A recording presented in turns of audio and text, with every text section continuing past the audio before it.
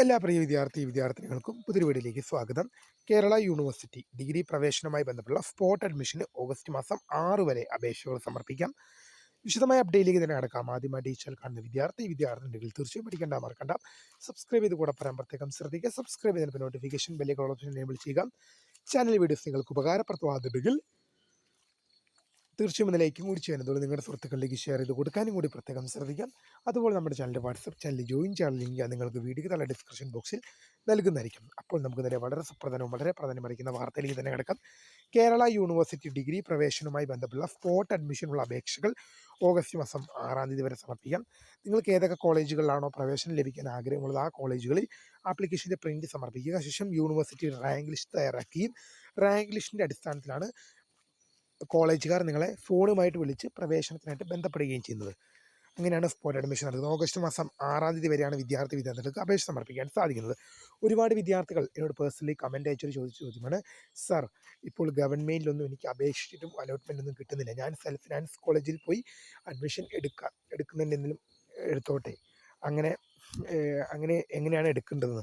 അപ്പോൾ പ്രിയ വിദ്യാർത്ഥികളോട് ഞാൻ ഒരു കാര്യം പറയാൻ ആഗ്രഹിക്കുന്നത്, ഞാൻ ഈ വീഡിയോ ആദ്യമേ പറയുന്നൊരു കാര്യമാണ്, സെൽഫ് ഫിനാൻസ് കോളേജുകളെ കുറ്റം പറഞ്ഞുകൊണ്ട് ചെയ്യുന്ന വീഡിയോ അല്ല.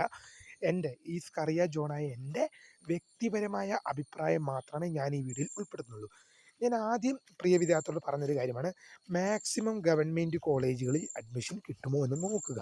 എന്നിട്ട് കിട്ടുന്നില്ലെങ്കിൽ മാത്രം സെൽഫ് ഫിനാൻസ് കോളേജിൽ പോവുക. കാരണമെന്ന് പറയുന്നത്, സെൽഫ് ഫിനാൻസ് കോളേജ് എന്ന് പറയുമ്പോൾ സ്വയമായിട്ട് പൈസ മുടക്കേണ്ട കോളേജാണ്. നല്ല രീതിയിലുള്ള പൈസയും കാര്യങ്ങളൊക്കെ മുടക്കണം. അതുകൊണ്ട് തന്നെയാണ് ഞാൻ പറഞ്ഞത്, ആദ്യം ഗവൺമെൻറ് കോളേജിൽ കിട്ടുമോ എന്ന് നോക്കുക, എന്നിട്ട് മാത്രം സെൽഫ് ഫിനാൻസ് കോളേജിൽ പോവുക.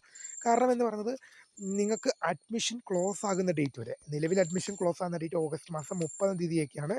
അത് ചിലപ്പോൾ സെപ്റ്റംബർ വരെയൊക്കെ നീട്ടിക്കൊണ്ട് പോകാറുമുണ്ട്. അപ്പോൾ അങ്ങനെ വരുമ്പോൾ എന്ത് ചെയ്യാറുണ്ട്, ഞാൻ പേഴ്സണലി പറഞ്ഞു കഴിഞ്ഞാൽ, എനിക്ക് സ്പോട്ട് അഡ്മിഷനിൽ കിട്ടിയൊരു വിദ്യാർത്ഥിയാണ് ഞാൻ. എനിക്ക് ആദ്യം കിട്ടിയത് ഒരു സെൽഫ് ഫിനാൻസ് കോളേജിലായിരുന്നു അലോട്ട്മെൻറ്റ് കിട്ടിയത്. പിന്നീട് സ്പോട്ട് അഡ്മിഷനിൽ ഗവൺമെൻറ് കോളേജിൽ കൊണ്ട് കൊടുക്കുകയും എനിക്ക് സ്പോട്ടിൽ ഗവൺമെൻറ് കോളേജിൽ കിട്ടുകയും ചെയ്തൊരു വിദ്യാർത്ഥിയാണ് ഞാൻ. അതുകൊണ്ടാണ് ഞാൻ പേഴ്സണലി വിദ്യാർത്ഥികളോട് പറഞ്ഞത്, നിങ്ങൾ ആദ്യം മാക്സിമം ഗവൺമെൻറ്റിൽ കിട്ടുമെന്ന് നോക്കുക, എന്നിട്ട് കിട്ടുന്നില്ലെങ്കിൽ മാത്രം സെൽഫ് ഫിനാൻസ് കോളേജിൽ പോവുക. അപ്പോൾ പല വിദ്യാർത്ഥികൾക്കും ഉണ്ടാകുന്ന സംശയമായിരിക്കും, നമ്മൾ എല്ലാ അലോട്ട്മെൻറ്റുകളും കഴിഞ്ഞ് എല്ലാം അവസാനിച്ച് ഗവൺമെൻറ്റിൽ കിട്ടില്ല എന്ന് ഉറപ്പായി കഴിയുമ്പോൾ സെൽഫ് ഫിനാൻസിൽ കോളേജിൽ പോയി കഴിഞ്ഞാൽ അവിടുത്തെ അഡ്മിഷൻ കഴിഞ്ഞിട്ടുണ്ടാവില്ലേ? ഇല്ല. കാരണം നിങ്ങളുടെ അഡ്മിഷൻ ഡേറ്റ് എന്നാണോ ക്ലോസ് ആകുന്നത്, യൂണിവേഴ്സിറ്റിയുടെ അഡ്മിഷൻ ഡേറ്റ് എന്നാണോ ക്ലോസ് ആകുന്നത്, ആ ക്ലോസ് ആകുന്ന ഡേറ്റ് വരെ എന്തുണ്ട്, സെൽഫ് ഫിനാൻസ് കോളേജുകളിൽ അഡ്മിഷൻ ഡേറ്റ് ക്ലോസ് ആകുന്നവരെയുള്ള ദിവസങ്ങളിൽ നിങ്ങൾക്ക് സെൽഫ് ഫിനാൻസ് കോളേജുകളിൽ പ്രവേശനം നടത്തുന്നത്. നിങ്ങളുടെ അഡ്മിഷൻ ഡേറ്റ് എന്നാണോ ക്ലോസ് ആകുന്നത് അഡ്മിഷൻ ഷെഡ്യൂളിലുണ്ട്. എന്തായാലും ഇനി ഒരു മാസം കൂടി ഉണ്ട് അഡ്മിഷൻ ക്ലോസ് ആകാൻ. ആ ഒരു മാസത്തിനുള്ളിൽ, അഡ്മിഷൻ ക്ലോസ് ആകുന്ന ഡേറ്റിനുള്ളിൽ നിങ്ങൾ കോളേജിൽ പ്രവേശനത്തിനായിട്ട് നിങ്ങൾക്ക് പോകാൻ സാധിക്കും. അതായത് എല്ലാ അലോട്ട്മെൻറ്റുകളും കഴിഞ്ഞാൽ പോലും യൂണിവേഴ്സിറ്റി കുറച്ച് നാളൊക്കെ, ഒരു മാസമൊക്കെ അഡ്മിഷൻ നീട്ടി വെക്കാറുണ്ട്. ഏതെങ്കിലും വിദ്യാർത്ഥികൾക്ക് സെൽഫ് ഫിനാൻസ് കോളേജുകളിലും സ്വാശ്രയ കോളേജുകളിലും ഒക്കെ പ്രവേശനം നേടുന്നതിന് വേണ്ടിയിട്ടാണ് ഇത് ചെയ്യുന്നത്. അപ്പോൾ അങ്ങനെ വരുമ്പോൾ അഡ്മിഷൻ ക്ലോസ് ആകുന്ന ഡേറ്റ് വരെ നിങ്ങൾക്ക് പ്രവേശനത്തിനായിട്ട് ഹാജരാകാമെന്നുള്ളത് ഓർത്തിരിക്കുക. അപ്പോൾ അതുകൊണ്ട് തന്നെ ഞാൻ സ്പോട്ട് അഡ്മിഷനിൽ വന്നൊരു വിദ്യാർത്ഥിയാണ്. അപ്പോൾ സ്പോട്ട് അഡ്മിഷന് വളരെയധികം പ്രാധാന്യമുണ്ട്.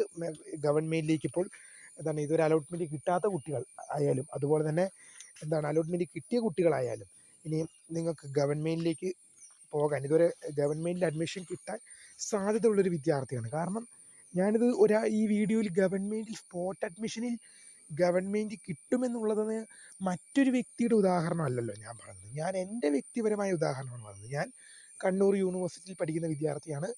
എനിക്ക് സ്പോട്ട് അഡ്മിഷനിലാണ് ഗവൺമെൻറ് കോളേജ് കിട്ടിയത്. അതുകൊണ്ട് തന്നെ എനിക്ക് സ്പോട്ട് അഡ്മിഷനിലാണ് ഗവൺമെൻറ് കോളേജ് കിട്ടിയത്. അപ്പോൾ ഞാൻ തന്നെ ഒരു ഉദാഹരണമാണ്. അപ്പോൾ സ്പോട്ട് അഡ്മിഷനിൽ മാക്സിമം ശ്രമിക്കുക.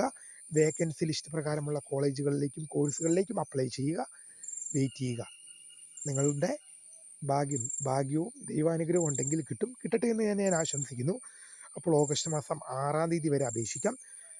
അപ്പോൾ സെൽഫ് ഫിനാൻസ് കോളേജുകളിലേക്ക് പോകണോ വേണ്ടോ എന്നുള്ളത് വിദ്യാർത്ഥികളുടെ ഇഷ്ടമാണ്. പക്ഷേ ഒരു കാര്യം ഞാൻ പറയാൻ ആഗ്രഹിക്കുന്നത്, മാക്സിമം ഗവൺമെൻറ്റിൽ കിട്ടുമോ എന്ന് നോക്കുക. കിട്ടുന്നില്ലെങ്കിൽ മാത്രം സെൽഫ് ഫിനാൻസ് കോളേജിൽ പോകാൻ ശ്രദ്ധിക്കുക. കാരണം അല്ലെങ്കിൽ നല്ല രീതിയിലുള്ള ഫിനാൻഷ്യലി സ്റ്റേബിൾ ആണെങ്കിൽ അത് നിങ്ങളുടെ ചോയ്സാണ്. ബട്ട് സാമ്പത്തികമായി ബുദ്ധിമുട്ടുള്ള വിദ്യാർത്ഥികൾ ഗവൺമെൻറ് കോളേജിൽ തന്നെ മാക്സിമം കിട്ടുമെന്ന് നോക്കുക. അപ്പോൾ പുതിയതുമായി കാണുന്നതിന് my name is Kritha, founder of script തകരികടൻ. Thanks for watching. ബൈ.